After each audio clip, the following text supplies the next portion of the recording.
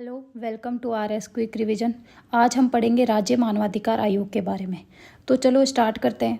4-5 minute में complete राज्य मानवाधिकार आयोग का रिवीजन करते हैं। सबसे पहले बात करते हैं कि राज्य मानवाधिकार आयोग होता क्या है और ये क्या काम करता है। तो राज्य मानवाधिकार आयोग वो आयोग होता है जो मानव के अधिकारों के हनन की जाँच करता है। ये एक वैधानिक या सांविधिक आयोग होता है। इसका मतलब क्या हुआ कि ये किसी एक्ट के द्वारा बनाया गया है। कौन से एक्ट से? राष्ट्रीय मानवाधिकार संरक्षण अधिनियम 1993 से। और धारा कौन सी? 21(1). ये वेरी इंपॉर्टेंट है, इसको याद रखना आप। अब इसका गठन कब हुआ था? 18 जनवरी 1999 को इसका गठन हुआ था। स्थापना कब हुई थी? 20 मार्च 2000 को स्थापना हुई थी और 23 मार्च से इन्होंने कार्य करना स्टार्ट किया था।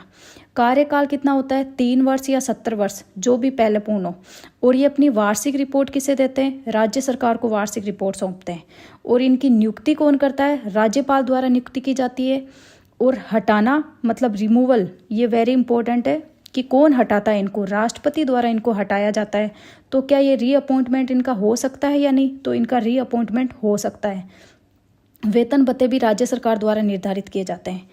अब होता है कि इनके सदस्य कितने हैं? पहले सदस्य थे 5, फिर 2006 में संशोधन हुआ, फिर 3 सदस्य किए गए, 1 अध्यक्ष और 2 सदस्य।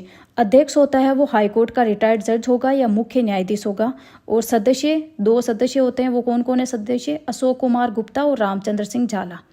ठीक है, अब बात करते हैं चयन समिति के बारे में कि इसके चयन में कौन कौन समिति में कौन कौन भाग लेते हैं। एक तो CM होता है, विधानसभा स्पीकर होता है, गृह मंत्री होता है और विपक्ष का नेता होता है। अब बात करते हैं पद मुक्त या इनको किस कंडीशन के आधार पर इनको हटाया जा सकता है। एक तो कदाचार या असमता के आधार पर इनको हटाया जा सकता है। नैतिक पतन मतलब ये अपनी मोरालिटी के अकॉर्डिंग कार्य नहीं कर रहे हैं तो भी इनको हटाया जा सकता है, ये भी इंपॉर्टेंट है।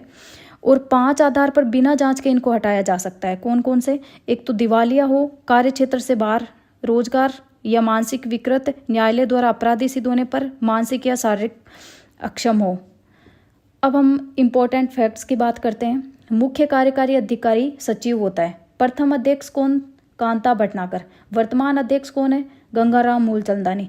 अंतर्राष्ट्रीय मानवाधिकार दिवस कब मनाया जाता है? 10 दिसंबर को। और वर्तमान सदस्य अशोक कुमार गुप्ता, रामचंद्र सिंह झाला। ये सदस्य हैं 2 और ये अध्यक्ष है गंगाराम मूलचंदानी, याद रखना। अध्यक्ष हाईकोर्ट का रिटायर्ड जज होगा या मुख्य न्यायाधीश होगा, जैसे मैंने पहले बताया। और मानवाधिकारों के जनक के रूप में रहने कैसे इनको जाना जाता है। Thank you.